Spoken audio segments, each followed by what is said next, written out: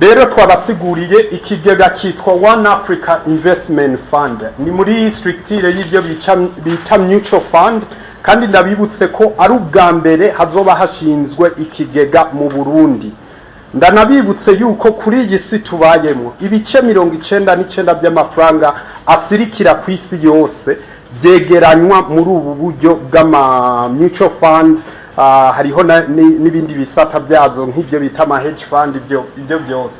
Rero ni kujya twababwiye twebwe indoto yacu cyangwa indoto yanje ni yuko na wa murimyi wa ruguru hariya mu Camugani hari inyange aronka opportunity yo gushiramwe umutahe mu nzira rero yo kubikora uko twace dufata ko umutahe umwe w'amafaranga y'amarundi ari 103 by'amafaranga y'amarundi. Umutahe umwe mu mafaranga y'amadolari cyane cyane kuba diaspora cyangwa uwo wese yifuza kuriya mu mafaranga y'agaciro ni 103. Shaka abantu bantahure rero neza, abantu bantahure ko kugura umutahe mu kigega ntibaguze isoko rya Bujumbura, ntibaguze ikibanza mu isoko rya Bujumbura, aha baguze imitahe mu mugambi w'ikigega kizofinansa isoko rya Bujumbura. Niyo uzo ufise n'imiliyaridi 50 nta burenganzira ufise bwo kuza guhonyora uwashizemwo ibihumbi 103 by'amafaranga y'amarundi. Uwo ari we wese nihagera ko twe novuga ati dutangura ko exploiter isoko mu gutanga ibibanza bizotangwa hisunze amategeko n'ububishoboye. Ntuzoza uvuga ngo ndahaye ikaze cyane cyane abarundi b'abahinga bari muri diaspora. Ubu hari habakora mu makompanya akora ama infrastructure mu makompanya ageze kure abashoboye ubuhinga butandukanye aba engineeri murahawe ikaze. Uni mugambi w'amafaranga y'amarundi n'umugambi w'amafaranga menshi. Nimba uri muri Amerika ukaba uhembwa mu madolari nicyo gihuzohembwa mu madolari. None se ikigega kirimo amadolari hagira uwitinya as long as you come and then we cooperate. Jewe nkuri imbere y'ibi bikogwa sinzohengekanisha na gato y'igushira agaciro k'abarundi imbere. Je nabamvuga ati no muri development ya operation ego tuzorondera n'aba expert bashobora kuba bazungu bavuye muri Australia bavuye muri Amerika abashoboye gukora ibintu by'amasanseri abashoboye gukora ibintu by'ama soil test. Mugabo uzoba ari imbere yabo azoba umurundi ni umugambi uzobukorerwamo ibikorwa byinshi byinjiza amakori menshi muri leta. Wibuke ko amakori niyaja kubaka aja kurema cya gisata natangura ndababwira cya secteur public gikora amabarabara cyubaka amashuri y'abanyeshuri gikora ibikorwa vya leta. Urumva rero ko kugira novuga ati engine generating amakori ya leta menshi ni ibintu byiza kuri twese. None tuzaba dufise miliyoni 500 habe ibarabara leta ishaka kubaka rija inyanzarake rikeneye miliyoni 100 z'amadolari tureke kuyashiramo kandi imodoka izoca itangura kuzirya rihagucamwo gusa. Mbe murazi ko mu Burundi ariho honye n'imiduga ica mu mabarabara kubusa. Mu bindi bihugu imiduga ica mu mabarabara hari ama express highway. Ivyo byose rizokogwa, ivyo byose tuzobikora.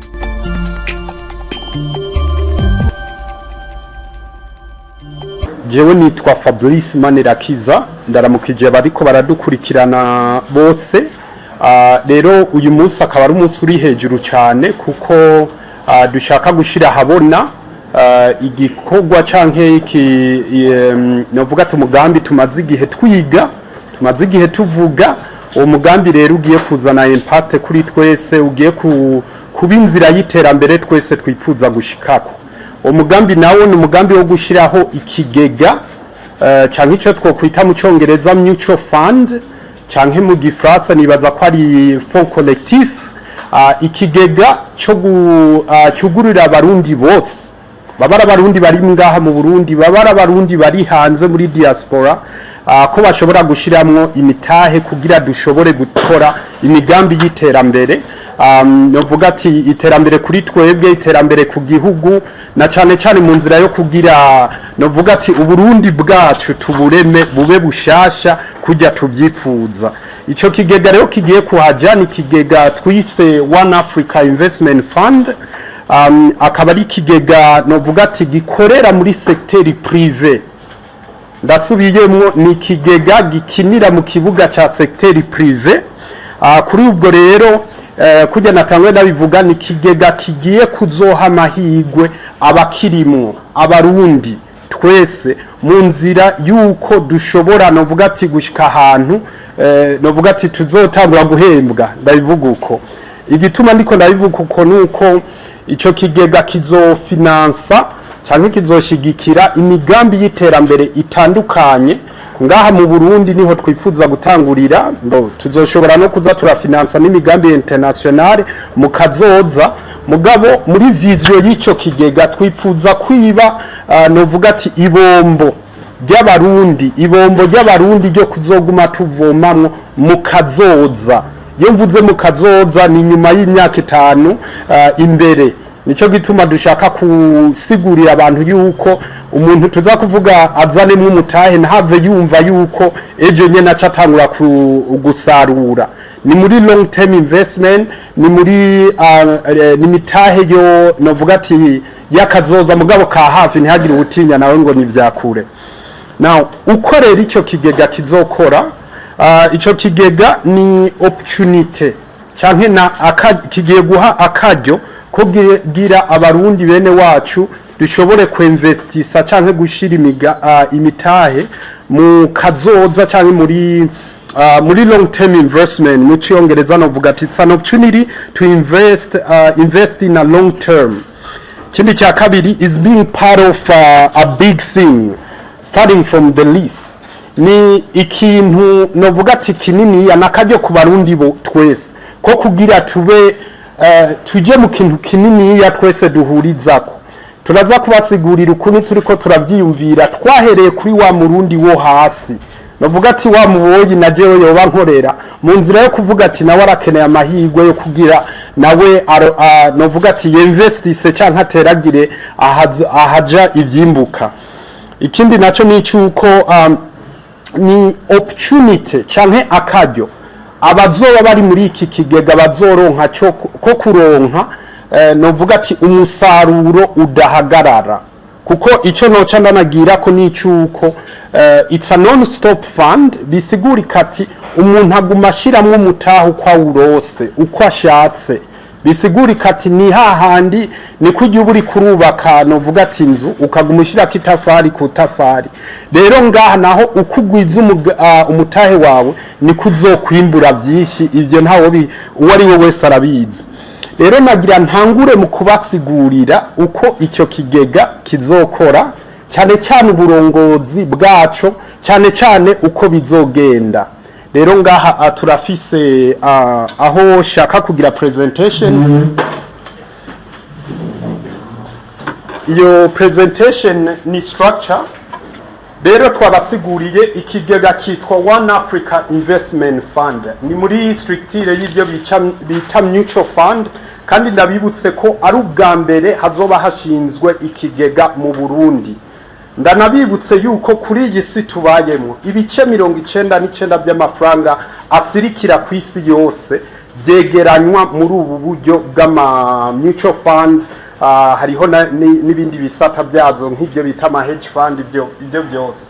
Rero ni kujya twababwiye twebwe indoto yacu cyangwa indoto yanje ni yuko na wa murimyi wa ruguru hariya mu Camugani hari inyange aronka opportunity yo gushiramwe umutahe. Mu nzira rero yo kubikora uko twace dufata ko umutahe umwe w'amafaranga y'amarundi ari 103 by'amafaranga y'amarundi. Umutahe umwe mu mafaranga y'amadolari cyane cyane kuba diaspora cyangwa uwo wese yifuza kuriya mu mafaranga y'agaciro ni 103. Kandi mukuriya mu madolari byuguriwe ari wowe turaza kubasigurira mugabo kuntu bitandukanye muri valere, kuko obviously uwarishe mu madolari umutahe wiwe buri hejuru par rapport y'uwarishe mu marundi. Now amakonte guhera ubu amakonte abantu bashobora gushirako amafaranga ngaya dufise konte muri bankobu hariho na konte yo muri CRDB duhigwa duhishije ibanke bankobu novuga ati yaratwumvise kare ivuga ati tugira tubashigikire guhera mu ntango gushika novuga ati dukurane rero bankobu iringaho iraza kubasigurira ukuntu wari wese byomworohera muri procedure yo kuriha umutahe wiwe rero ubu ngaha tugira rero tujya ati ukuntu bizokora cyangwa ukuntu bizogenda ubwa mbere bwo duhereye ngaha turahera kuri umuntu agura ubugura umutahe aha rero muri iyi parti ya rouge iki ni cya kigega turiko turavuga iki kigega rero ndabibutse yuko tumaze ikiringo kishika ukwezi turiko turakorana na BRB Banque Centrale y'u Burundi turiko turakorana na Autorité de Régulation de Marché Capitaux ni kigo kijejwe gukingira imitahe y'abene gihugu tunakorana na bourse yo ngaha mu Burundi mu nzira yuko twarazanye ikiyumviro tugira imana baratwumvira nk'abana b'abarundi hanyuma bacavuga ati tugira tubafashe kubihinyanyura kugira bibe birimwo umutekano kuri bose kandi bibe birimwo umuco kuri bose kandi bibe byubatswe kuri structure internationale rero kuri ubwo muri iki kigega haba hariho umuntu haba hariho kompanyi y'aba fund manager iyi fund manager rero nibo bagera cya kigega cyose mugabo hejuru y'umu fund manager haba hariho umu promoter cyangwa umu sponsor imana niyo yasize ayo mavuta wona waca bajewe urumva rero ko abashiramo imitahe babe bari tranquille ikindi novuga ni cyuko niyi kompanyi ya fund manager ni jewe ndayishiraho mugabo ibigizwe n'abahinga mwumve neza na jewe shobora kuba ntafise competence zo kuba no yiyobora canke zo kuyikoramwo kuko izojamwo abahinga yes na propose mugabo bazemegwa na marché de capitaux de régulation de capitaux cyagisata kikingira imitahe y'abene gihugu kandi bakemezwa na BRB Banque Centrale y'u Burundi urumva rero ko haba hagizwe n'abahinga now haca haba rero impande zibiri uruhande rwa mbere ni umutekano w'amafaranga abanyamitahe bashizemo canke money security urundi ruhande ruca ruba umutekano w'abanyamitahe which is shareholders security duhere ku mutekano w'amafaranga twavuganye na BRB Banque Centrale y'igihugu ko amafaranga azokwegeranywa y'iki kigega azobikwa muri nyina w'amabanke nayo ni yihe ni BRB Banque Centrale mu mategeko internationale ya structure y'ibigega abo bitwa ba custodian munsi yaho hacaba depository aho yamahera yinjirira ni muri BRB nyene munsi yaho hakacaba umubanka uyabika ni muri BRB nyene muga munsi yaho hacaba register uyakira avuye ku banyamitahe kugira ashike hahandi mu kigega nyezina urumva ni hamwe rero bankobu iza kubasigurira ko abashaka kuja muri iki kigega baja ku mihora ya bankobu cyane bakajya kuri bankobu kandi kujya twabibabwiye ngaho hari konte y'amafaranga y'amarundi hariho konte y'amafaranga y'amadolari hariho na swift code bisigure kati n'umu diaspora yo bari muri Kore y'ubunyene bizomworohera ko ashiramo umutahe aho hose ari rero tukiri kuri ya kote y'umutekano w'amahera urumva ko banko biraza kubasigurira ukuntu umuntu hariha hanyuma agafata bordero akayishira kuri acte d'engagement hanyuma kitwa umunyamitahe wewe ukaryama ugasinzira yuko amafaranga yawe ari acungiwe ku yindi kote ku umutekano w'abanyamitahe haca habanza hakaba umuntu yitwa umutrustee rero n'uhagarariye n'ukingiye cyangwa uhagarariye inyungu z'abanyamitahe aha nagira asubiremwo mwumve yuko amategeko y'ikigega atandukanye n'amategeko y'ayandi mashirahamwe mwahora mubona si hahandi umuntu acagenda agaterura miliyari 10 ngo reka ashireyo ngo nzoca nduta abandi no aha nta assemblée générale iza kuhaba kubwo haba hariho uhagarariye inyungu z'abanyamitahe amategeko internationale avuga ko ategerezwa kuba ari ari institution financier izwi n'amategeko. Urumva ubu turi mu biganiro kandi bigeze ku biri ku bice 99 kujana yuko CRDB ariyo izoba mu trustee w'iki kigega, kandi muri long term bashobora kuba n'amabanki nk'atanu akaba aribo bagize komite y'aba trustee, bashobora kuba benshi. Musi yaho rero haca haza legal advisory canke abanyamategeko. Aba banyamategeko nabo nabacunga ko ayo mafaranga ibikorwa byose aja gufinansa biba biri mu mategeko canke byo novuga ati biba bikingiwe. Ikindi novuga rero kandi iyi kabine iba yigenga, aba bose niyo bari muri koti imwe, umwe wese institution canke umugumumu ba wigenga. Hanyuma hakacaza external audit, making sure ko amafaranga y'abantu nimba agiye kwinvestiswa mu mugambi, agiye kwinvestiswa mu mugambi novuga ati uteguye neza atama riske arimwo. Aha nabasiguriye umutekano w'abanyamitahe, ino nabasiguriye umutekano w'amahera canke w'amafaranga. Ya kompanyi rero ari ubu yitwa African Dream Assets, jewe nashinze mugabi kabirimwo abahinga, kuko nababwiye abahinga nzoshiramwo ngaha bategerezwa kwemerwa kujya adeje wa banke yemezwa, bere bitegerezwa kuvuga ati uyu muntu arashoboye kugera amafaranga y'abantu. Na jewe nk'umupromoteri nta burenganzira bwose fise bwo kubashira amategeko. Yes, tuzovugana dukora ibi nibi, mugabo bo bicyo bajejwe no gukoresha niveau professionnel. Ndababwire ko rero aba fund manager ngaha nta burenganzira canke umupromota nta burenganzira bazaba bafise bwo kuvyuka no munsi ngo ngiye gukura amafaranga muri ca kigega. Suko bigenda. Twebwe twababwiye ko ni amafaranga azoza gufinansa imigambi.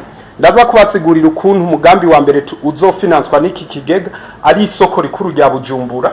Rero nimba tuvuga ati tugiye ku twasavye, urumva muri iyi fund manager bategerezwa gutegura iyo migambi neza, hanyuma bakaja gusaba amafaranga muri iki kigega. Bagiye kuyasaba baca bazi no kwa wa trust kumwereka ko vyizwe neza. Umu trust ashobora kuvyanka akavuga ati genda mu bihinyanyo, nka vyanka burundu, mugabo ategerezwa kuvuga ati genda mu hinyanyura ibi, kuko nimba ari banke nubundi twagize urumva ibirimwo abahinga bajejwe gukingira amafaranga y'abantu cyangwa imitahe y'abantu. Nabasiguriye rero yuko aba ba fund manager bariga umugambi neza, bawuhejeje bakaca bagenda bagusubmitinga kuri iyi komite. Aha haba hari urwego rwa banke ko mu trustee, urwego rw'amategeko ko mu legal advisory na audit externe. Izi nzego zose zivyemeje, haba hasigaye rero ko n'umupromoter avuga ati byose ni sawa, bimeze neza, inyungu z'abanyamitahe zirakingiwe, kandi uwo mugambi twinvestishemo uzo generating income ku rwego runuru, byose ni sawa, reka amafaranga aje gukora uwo mugambi. Aha rero nariko ndabasigurira cya kigega. Murumva rero mu yandi majambo ko gikingiwe ijana kwijana. Nta muntu afise juwa yo kuja gukuramwe amafaranga bidaciye mu mategeko kujanye n'ijana kwijana. Now iki kigega rero kizoza gufinansa imigambi yunguka. Ndabibutse turi mu byunguka. Jewe ibi byose ndiko ndavuga uko nta kintu cy'ubusa nzoza kuvuga ati iki kigega kije gukora, kuko ndazi uwari we wese ashaka gushiramo umutahe ashaka kuwushira mu biki mu bintu byunguka. Rero imigambi izofinanswa izoba ari mu masekteri atandukanye makuru, amasekteri makuru. Iki kigega kizofinansa hariho infrastructure, ibyo byo nivyo munzimo cyane, infrastructure canke inyubakwa. Hanyuma hariho agriculture, uburimyi n'ubworozi, hariho tourisme, hariho industrial, aha novuga kubaka amahinguriro, amayizine. Murundi ruhande twovuga mining, kucukura canke guhingura ubutare. Murundi ruhande twovuga petroleum, kuzana petrole ivuye hanze canke kuyikorera, kuko narumvise ko muri Tanganyika hariyo petrole. Hariho aviation, uruja n'uruza rw'indege, rifo yuko vuba tugarukana Burundi Airlines igasubira ikopera. Rero muri iyi migambi yose tuca tubaza ati none umugambi uhiye n'uyuhe? Umugambi uhiye mwese murawuzi, mwarawubonye. Leta y'u Burundi iherutse kutwizera, iravuga ati turabahaye uburenganzira bwo kubaka isoko rya Bujumbura, mugabo isoko rikuru rya Bujumbura, mugabo hambavu ya munari finance.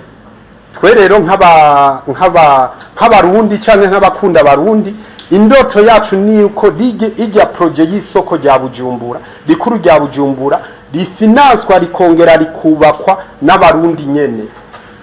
Byari byoroshe ko nje njya kurondera abarusiya nkababwira ati zana amamiliyaridi dukore ku madeni yabo, mugabo no, jewe icifuzo canje kandi ndazi ko tugira tugishike ko ku mwanya muto guhera uno munsi nuko dushira imitayi muri icyo kigega tuzakaja gufinansa iyo migambi, duhereye rero ku mugambi wa Bugiye City Plaza. Umugambi wa Bugiye City Plaza ndawubasigurira mu kanya, mugatu banze duheze ni structure. Rero y'amafaranga ari muri cya kigega, twihe example, suppose reka nkoresha ngaha naho, sorry,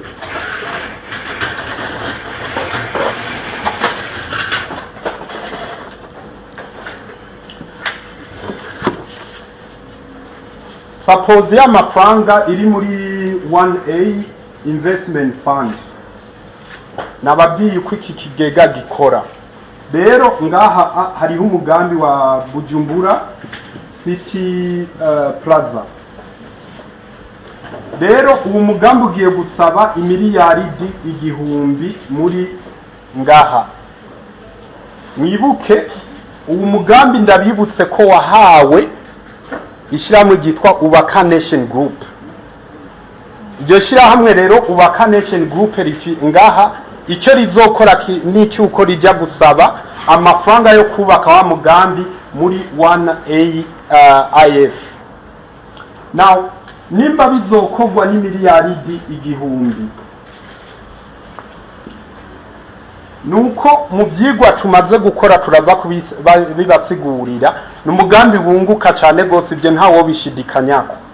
Bagiye gusaba imiliyaridi 1,000, hakaca kunguka imiliyaridi 1,000 nyene. Bisigurika ati izi miliyaridi 1,000 zo ngaha ziza kurepresentinga 100%. Izi miliyaridi 1,000 zo ngaha ziza kurepresentinga 100%. Bisigurika ko tuca turonka ibice 200 kujana. Ibice 200 kujana. Ibi bice 200 kujana harimo ibice 100 bya investissement, harimo n'ibice 100 by'inyungu. Rero iyi nyungu ati kigenda gute? Ikica mu nzira zitatu. Inzira ya mbere ni iri hagati y'ibice 140 kujana.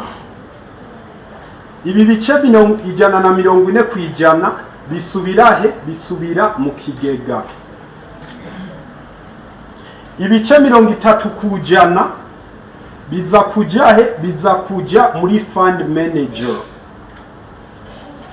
Fund manager ni ya societe nababwira tuzoshiraho izo bigizwe n'abahinga. Mwibuke ni nkuko ari we wese yobaza ati none iyo societe ibaho gute canke yunguka gute, ibyo ni ntawo bishidikanyako.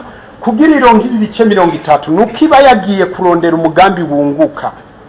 Bisigurika ati ikikoresha ubuhinga bwose mu kurondera imigambi yunguka, kugira bya bice 30 kujana biza kuva ku nyungu, ntibiva ku mutahe, bize kuboneka naryo ritera imbere. Hanyuma kurundi ruhande hacazayo ibice 30 kujana, ibi navyo bishobora kuca bigabugwa n'abanyamitahe. Bisigurika ati tuca dutanga ikiringo dufate cy'amezi 2, tukavuga ati ibi bice 30 kujana uwashize mu mutahe arafise uburenganzira bwo kugeza kubitora kuri banki nkuru y'igihugu, canka ashatse akinumira kuko ayo mezi 2 aheze ibice byiwe birepresentinga 30% ngaha ku mutahe yashizemo, bica byiyongera ku mutahe wiwe, umutahe wiwe ukabandanya uvyibuha. ariho nariko ndavuga ukuntu inyungu ivuye mu maproje iza kugabugwa. Tugarutse ngaha nababwiye amaproje azokorwa ni menshi, mugabo twari tugihera kuri proje ya Buja City Market. Tubandanije rero tubabwira nuko muri ico gihe twabasiguriye management y'ico kigega. Ni management iri mu mategeko au niveau y'igihugu na management iri mu mategeko au niveau international. Kuko iki kigega twacise One Africa Investment Fund, ico twobamenyesha ni cyuko guhera uno munsi duhamagariye abarundi bashiremwo imitahe. Mugabo ni nk'inyuma y'umwaka canke imyaka ibiri dushobora no kugururira n'abandi banyafrika, kubera twifuza ko kiba Pan African Investment Fund. Urumva namahigwe ku barundi kugira babanze abari bo bafati ya mbere gushira umutahe mu kintu gikomeye, novuga ati kininiya. Ikindi rero novuga ni cyuko security canke ugukingirwa kw'imitahe twagiye turabivuga. Ubu rero mu nkundire mvuge agaciro k'imitahe. Icambere novuga ni cyuko uwo ari we wese abari uri muri diaspora, abari uri ngaha afise uburenganzira bwo kufatamwe umutahe canke kuguramwe umutahe, kandi nta limiti hari. Ushobora kugura imitahe myinshi ishoboka. Wewe kujya tubivuga umuntu asarura ivyo yarimye, niko babivuga. Amafaranga ushiramwe menshi ni kuzoronka inyungu nyinshi. Ivyo bivana na mikoro y'umuntu. Umuntu ashobora gushiramo umutahe, aba diaspora bazoshiramo imitahe, amakompanyi canke amashirahamwe ashobora gushiramo imitahe, ama association ashobora gushiramo imitahe, ama banke ashobora gushiramo imitahe. Ngira mu byumva ko ari ikintu cyuguruye cyane. Nababwiye ko ariho difference y'amafaranga y'amadolari n'amafaranga y'amarundi. Difference ihari ni yuko we washizemwo umutahe mu mafaranga y'amadolari, ngira urumva uwo mutahe wawe kufise agaciro kurusha uwashizemwo umutahe w'amafaranga y'amarundi. Ikiryoshe rero gikomeye cyane ni ikihe?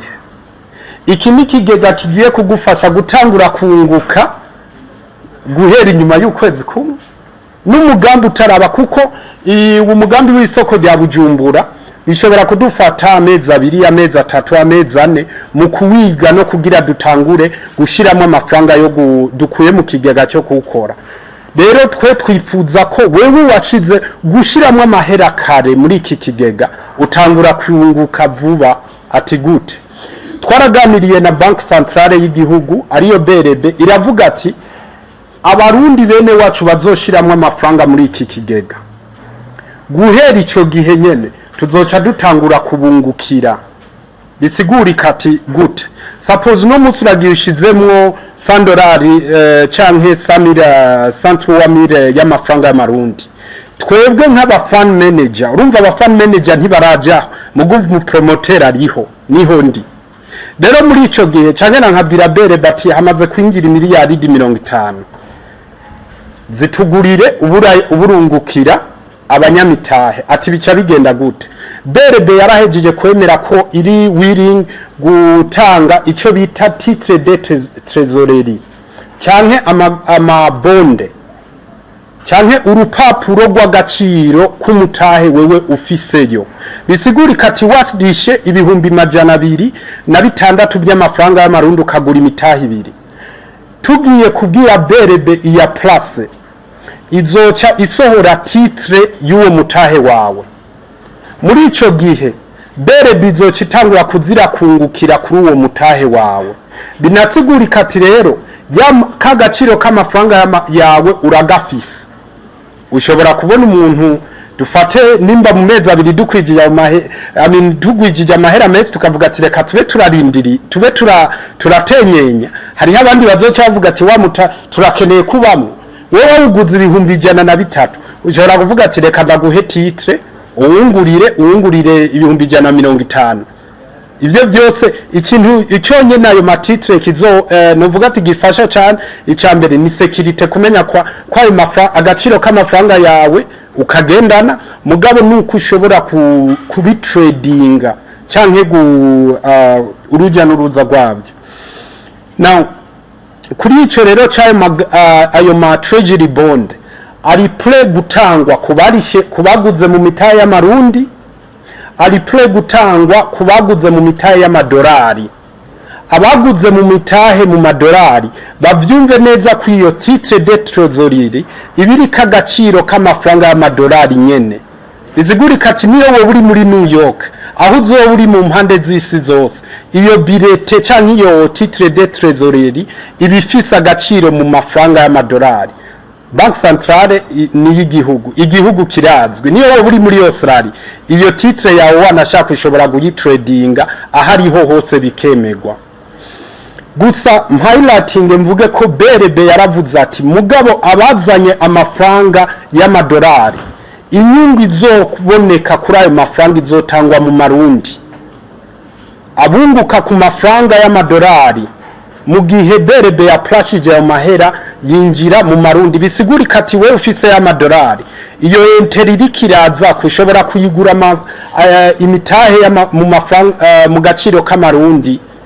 Ico rero nikivuga yuko uyo muntu yashizemwe amafaranga atangura kunguka imbere yuko amafaranga ajana mu migambi. Ikindi no kongereza ko nicuko buri kwezi kumwe tuzoza turaja guplasa ayo mafaranga. Urumva amafaranga abariko bariyandikisha destination ya mbere amafaranga yinjira muri bankobu. Hanyuma inyuma y'ukwezi tukaca tugenda na bankobu tukaca tuya transfera muri BRB mu kigega ca BRB kugira BRB rero itangure kungukira abanyenayo iyo mitahe. Ikindi novuga ni cyuko abantu ntibemerewe gukuramwa amafaranga bashizemo. Bisigurika ati kiretse icyo kigega kigeze ahantu kigapfa tukavuga ati nta migambi turose yo gukora cyanke ijuru riradukorokeyeko muri ico gihe amafaranga yawe washizemo uzoyakuramo uko nyene wayashizemo. Ikindi novuga shaka abantu bantahure rero neza, abantu bantahure ko kugura umutahe mu kigega ntibaguze isoko rya Bujumbura, ntibaguze ikibanza mu isoko rya Bujumbura, aha baguze imitahe mu mugambi w'ikigega kizofinansa isoko rya Bujumbura. Niyo uzoba ufise n'imiliyaridi 50 nta burenganzira ufise bwo kuza guhonyera uwashizemwo ibihumbi 103 by'amafaranga y'amarundi.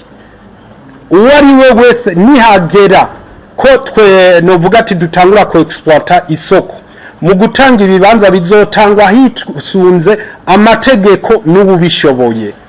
Ntuzoza uvuga ngo hazokurikizwa amategeko nta uzohonyanga amategeko.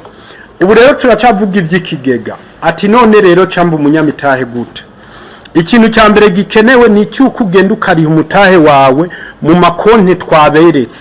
Ngariho konti ya bankobu turaza kuyibasomera, ngariho konti ya CRDB turaza kuyibasomera. Ushobora kuyigura umutahe uri muri diaspora, ushobora kugura umutahe uri ngaha. Tunabibutse yuko twahejeje gushiraho imihora ya website umuntu ashobora kujako akabona ko ayo makonti kandi akaronka na form bita acte d'engagement urupapuro rukwemereye kuba umunyamitahe. Hariho www.imitaheyacu.com, hariho www.oneafricainvestment.com. iyo mihora huri hose guhera ubu ushobora kuyijako ukaronka iyo fomu yo kugira umunyamitahe. Kuri icyo nosigura yuko kurihira umutahe ntubaye umunyamitahe, uza kuba umunyamitahe mu gihe wasinye ubwo rwandiko rwo kuba umunyamitahe. Izo fomu ziri ku mihora yose kandi bankobu turaza kubasigurira ukuntu ushobora kugenda kuri bankobu ugatwara iyo fomu ugatwara iyo fomu wayujuje cyangwa ukayitwara bankobu ikagufasha kuyuzuza, hanyuma ukacishyigaho nyine kuri bankobu, hanyuma ukajya ku twebwe icyo tugejwe nk'abafana abafan manager icyo bazoba bajejwe na banki yo muri registration ni ukumakinga sure ko waguze umutahe wese ari kuri list. Urumva ko hazoba verification bivanye na liste twahawe n'amabanki azoba ari karakira ayo mafaranga. Uwundi ashobora kwiyumvira ati none umuntu ari muri diaspora yarihiye ngaha bizogenda gute, ntitubaze iriya banki ngo City of America bambe City Bank muri America, no, nimba yacishije kuri bankobu kuri konti y'amafaranga y'agaciro, urumva bankobu bifise historique, urumva ko byoroshe. Ikindi twavuze yuko izo acte d'engagement canke iyo ubwo rwandiko rukwemerera kwitwa umunyamitahe ruri hose.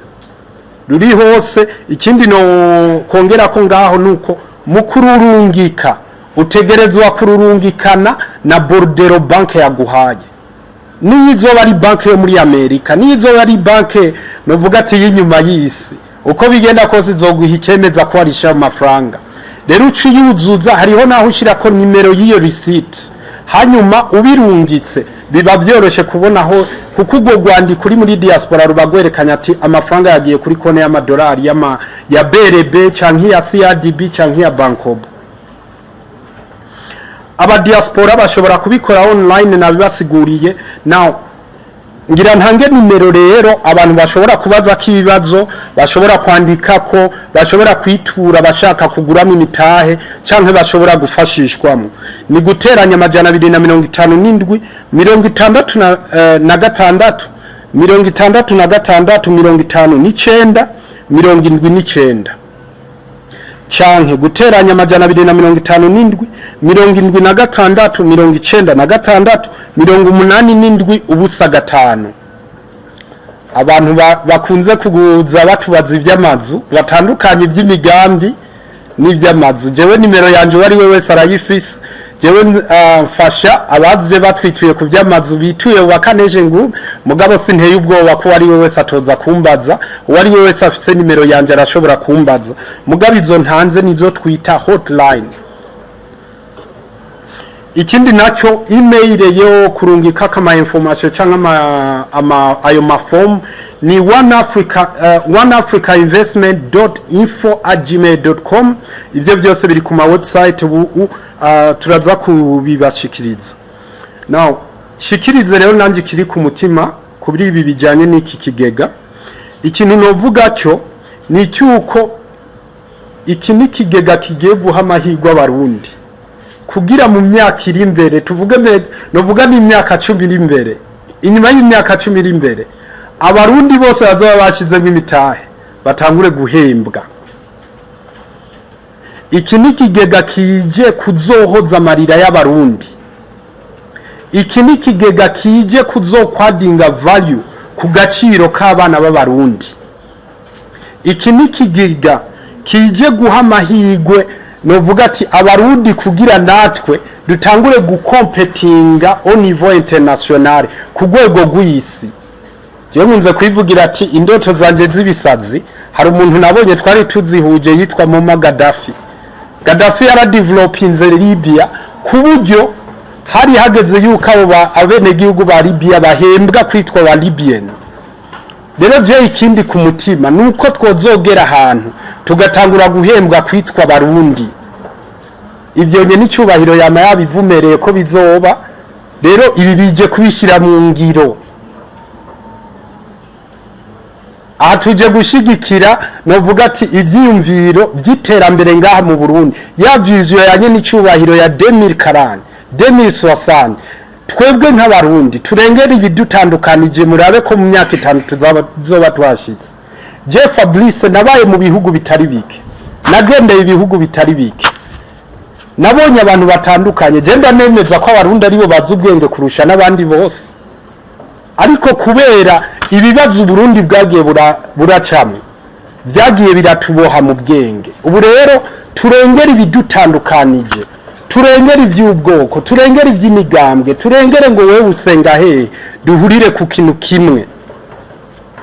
ico kintu kimwe kizotuma novuga ati rega ndiyo tuzoja mwijuru tuzogenda turi hamwe urumva rero ko n'Imana izotwakira tugiye mu bumwe wowe wese yumva ko ashaka kwigunga n'akazi kiwe abavyumva uno munsi nababwiye aya mafaranga bagira bagura imitahe nibayahaye Fablice bayashize mu kigega kizokora iterambere kizozana iterambere kuri bo no ku gihugu kuri twese rero iki n'ikindi kintu wanashaka kizotuma abarundi bagira agaciro ku rwego international nababwiye ati ibice 99% by'amafaranga asirikira ku isi yose yegeranye uko natwe rero tugira dukora ikintu mwibuke n'ubwa mbere hagiyeho ikigega ngaha mu Burundi tugira dukora ikintu kizotuma iki kigega kijya kuri Wall Street in New York tugira dukora ikintu kizotuma iki kigega kijya gukompeta tujye gufinansa imigambi iri muri Amerika tujye gufinansa imigambi iri muri Angola tujye gufinansa imigambi iri muri Australia none hari ikindi basaba atari amafaranga hari ikindi kintu tuzi baba basaba atari amafaranga none inzu yubatse muri Amerika ntiyubatswe n'amafaranga inzu iri ngaha ntiyubatswe n'amafaranga rero dushira ayo mafaranga hamwe dushira inguvu hamwe dushira uburyo hamwe murabe ko icagezwe cy'uhoraho yavugiye ku Burundi murabe ko bitagira amateka atagira hinduke aho nariko ndabasigurira ikigega mu nkundire rero tuje ku migambi nababwiye ni ikigega kizofinansa imigambi itandukanye bamwe bahora babona ati mbega amabarabara ntayo dufise ubu bigiye kujaho none tuzaba dufise miliyoni 500 habe ibarabara leta ishaka kubaka rija inyanzarake rikeneye miliyoni 100 z'amadolari tureke kuyashiramo kandi imodoka izoca itangura kuzirya rihagucamwo gusa mbe murazi ko mu Burundi ariho honyene imiduga ica mu mabarabara kubusa mu bindi bihugu imiduga ica mu mabarabara hari ama express highway ivyo byose rizokogwa ivyo byose tuzobikora ikindi naco ni cyuko project ihiye ubunyene tugiye guherako ngiyi twayise Bugiye City Plaza ni project yo kusanura canke gusanura isoko rikuru rya Bujumbura ni igikogwa twe twise the pride of Burundians agaciro k'abarundi nabasiguriye ati biroroshe ko twoca tubibwira Bank Mondiale atizana amahera tubikore mugabe ico sico cipfuzo canje ndashaka abarundi na wa murundi wa muboya kori wanje azoza ca hajya imbere yahavuga ati kijya gikogwa na jewe fise mu ruhara ndashaka ko iyi project y'isoko rikuru rya Bujumbura uwo ari we wese niyo uzoburi hehe uri umurundi ushobora kuzohagarara ukavuga ati raba ivyo twakoze ikindi novuga ni cyuko umuntu wari we wese afise imigambi yunguka kandi yiterambere aremerewe kuzana uwo mugambi canke iyo migambi muri ya fund manager muri ya kompanyi rimwe abahinga kugira bayige bayinonosore nimba ari mugambi wunguka ikigega kiwufinance urumva Ubaka Nation Group twagize amahirwe yo kuronka umugambi w'isoko rya Bujumbura byari byoroshe ko tuca tuwutwara hari hose bakadufinansa mugabo no musi dushaka ko abarundi abari bo bagufinansa bibe iteka ry'abarundi iyo project rero nyeneyo nyeneyo ni leta twebwe nka Ubaka Nation Group twasavye leta ko iduha muri terms bita BOT build on transfer bisiguri kati Ubaka Nation Group iha uburenganzira bwo kuryubaka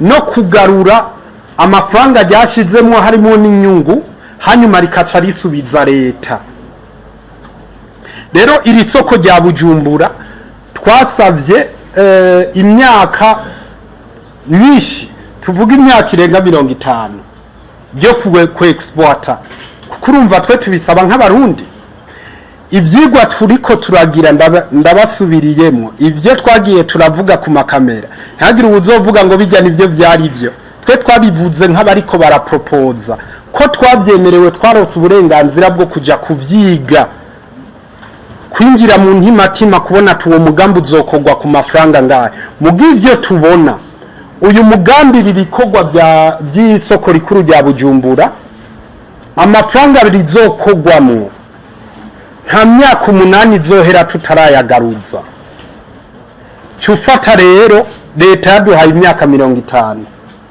wari we wese rero aca yiyishura ngaho twagiye muri cya kigega cyacu twasabye amafaranga ayo mafaranga twasabye twavuze yuko agiye gufinansa umugambi wa Bujumbura hanyuma exploitation igiye kuba ni y'imyaka 50 bisigura kati kubera uwo mugambi uri direct kuri iki kigega wewe uwo mutahe wawe wagiye muri uwo mugambi bisigura ko inyungu ya bambe umutahe wawe washizemo mu myaka 8 uzobugaruje ya myaka 40 n'iyindi izobisigaye uzoburi kurinjiza inyungu umutahe wawe uzoburi kurakura cyangwa uzoburi muri babandi uvuga atoya zuratumpanze ndajya ivyo byose bizokunda urumva rero ni opportunity duhawe na leta duhawe n'abarundi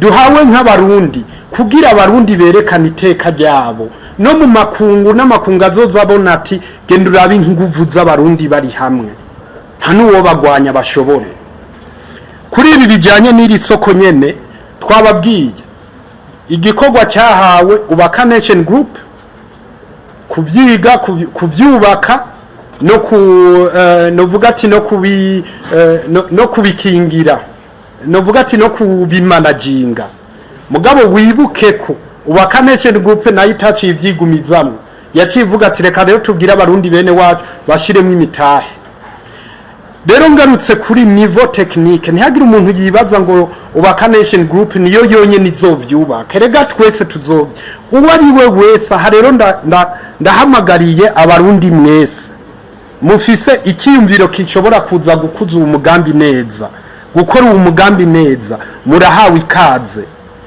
ndahaye ikaze cyane cyane abarundi b'abahinga bari muri diaspora ubu hari abakora mu makompanya akora ama infrastructure mu makompanya ageze kure abashoboye ubuhinga butandukanye aba engineeri murahawe ikaze uni mugambi w'amafaranga y'amarundi n'umugambi w'amafaranga menshi nimba uri muri Amerika ukaba uhembwa mu madolari nicyo gihuzohembwa mu madolari none se ikigega kirimo amadolari ntagire uwitinya as long as you come and then we cooperate jewe nk'uri imbere y'ibi bikogwa sinzohengekanisha na gato y'igushira agaciro k'abarundi imbere je nabamvuga ati no muri development ya operation ego tuzorondera n'aba expert bashobora kuba bazungu bavuye muri Australia bavuye muri Amerika abashoboye gukora ibintu by'amasanseri abashoboye gukora ibintu by'ama soil test mugabo uzoba ari imbere yabo azoba umurundi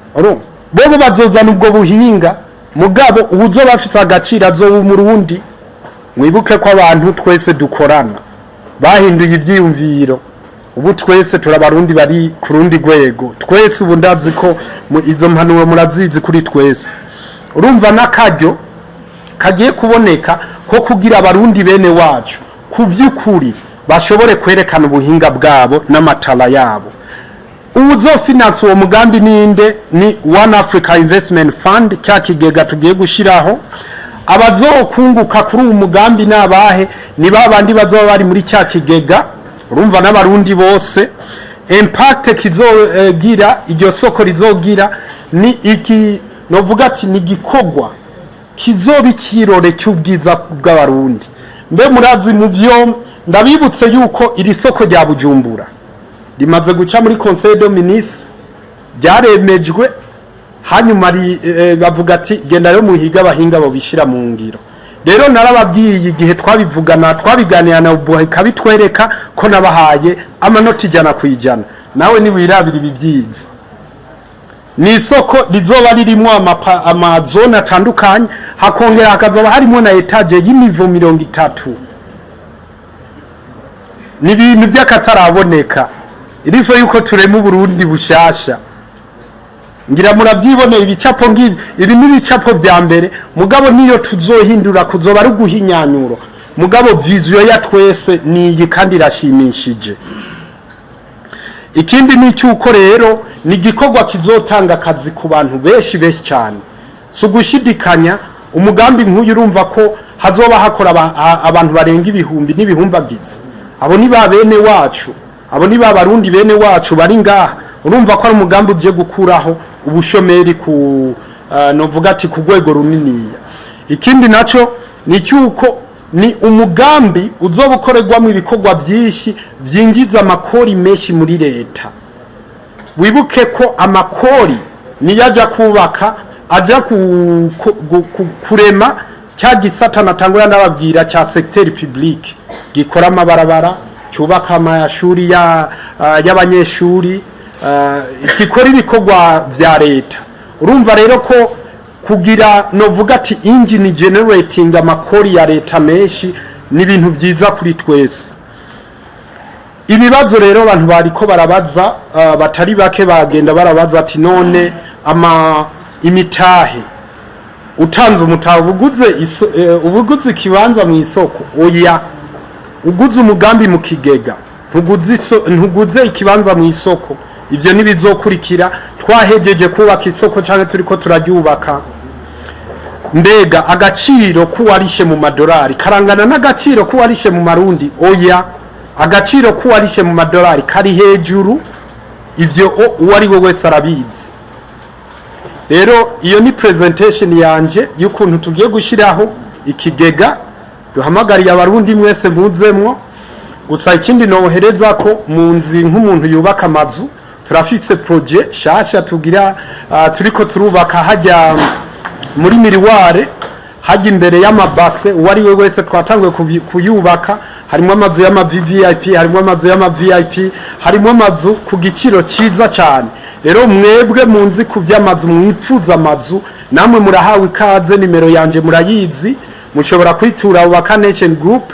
Amazu ariko aragugwa ku rwego rwa cyane, kandi mu byo twaganiye bankobu nuko iri play no gufinansa abafata amazu muri iyo migambi, kandi novuga ati kubice byiza.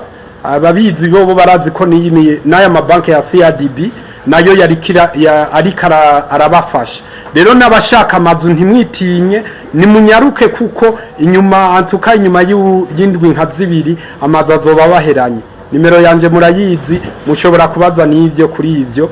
Ndabashimiye gose, Imana ibahezagire cyane.